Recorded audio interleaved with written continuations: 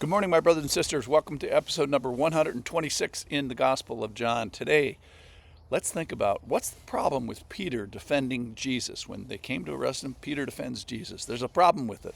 Let's think about that. This is from John chapter 18. The arrest party has arrived. I'm going to start in verse 6. And when Jesus said to them, "I am he," they drew back and fell to the ground. So he asked them again, "Whom do you seek?" And they said, "Jesus of Nazareth." Jesus answered, "I told you that I am he. So if you seek me, let these men go." This was to fulfill the word that he had spoken. "Of those whom you gave me, I have lost not one." Then Simon Peter, having a sword, drew it and struck the high priest's servant and cut off his right ear. The servant's name was Malchus. So Jesus said to Peter, "Put your sword into its sheath. Shall I not drink the cup that the Father has given me?"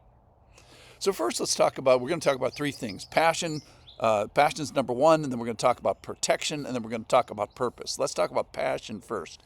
First of all is fighting for Jesus. Peter fights for Jesus. So he's been warned previously that before breakfast, before the rooster crows, he's going to deny the Lord 3 times. And I wonder how much that was ringing in his ears. That was just a couple of hours ago that Jesus gave this prediction prophecy over him. So Peter actually does, in this instance, lay down his life here in this crowd of trained soldiers that have come with torches and weapons. And at this moment, Peter does what he said he would do. So far, so good for Peter, it's in a sense. Well, here's the scenario how it happens in Luke. Luke 22, verse 49 says, "And when those who were around him saw what would follow, they said, 'Lord, shall we strike with the sword?'" So some of the disciples questioned Jesus, "Should we strike with the sword?" Well, before he has time to answer, verse 50, "And one of them struck the servant of the high priest and cut off his right ear." And then here, verse 51, "But Jesus said, 'No more of this.' And he touched his ear and healed him." So why do you hit someone's ear with a sword? Well, because you're trying to take their head off or their neck, make a neck wound.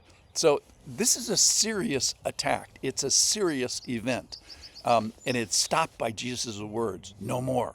So we must ask, what is Malchus, the high priest servant, doing here at this arrest? Well, my guess is that the high priest was also there. And the wonderful part here is that Jesus does a miracle at the moment of his arrest. And he has one more last signs that defies the world's natural process. And each of these signs that Jesus has done offer a chance for those who see it to believe. So at the moment of Jesus' rest, at the moment that he's going to be harmed by humanity, he actually helps humanity. So yesterday we saw that he reveals his glory to the point that the whole arresting party drew back and fell to the ground. And today we see him heal an ear, which is to say, up in this natural process in an instant and giving pause. And theoretically, to all who see it, gives them an opportunity for belief. Now, we don't hear of any coming to belief because of this falling, but perhaps they do. Okay, so the first thing is passion. The second thing here is the protection. Jesus says, "Of those whom you gave me, I have lost no one."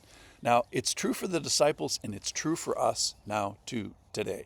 So we have this protection from arrest, which Jesus does for the disciples, results in none of them being lost.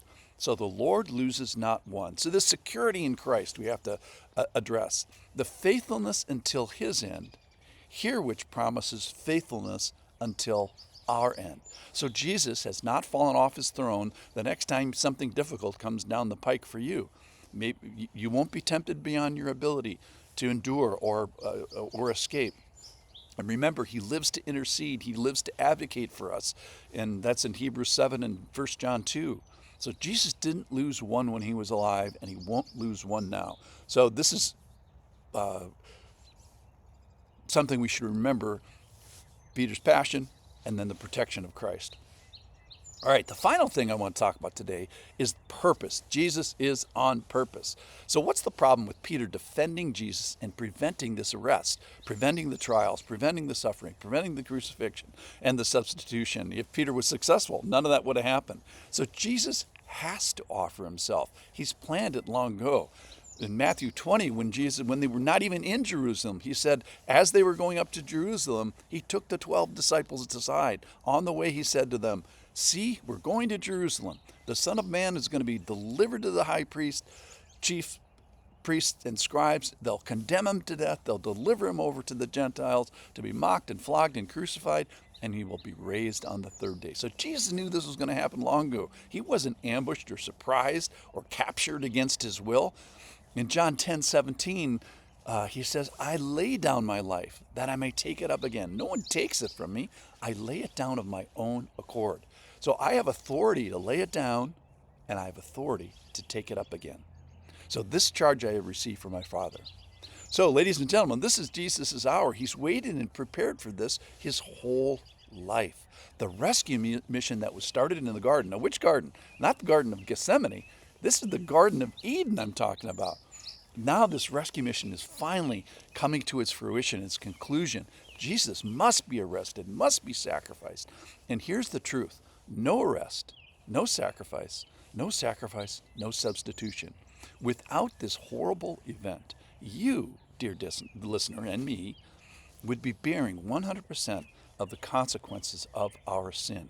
So as we approach Easter, we need for Jesus to get arrested. It's kind of mind-blowing.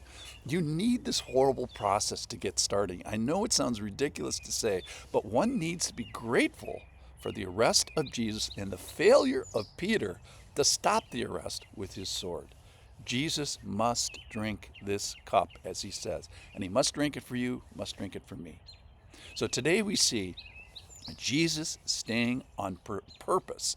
And that, in fact, is one of the things that facilitates his protection now, which is another thing he gives us. So today, Peter's passion, Jesus' protection, and then my favorite is Jesus staying on purpose. Thanks for listening.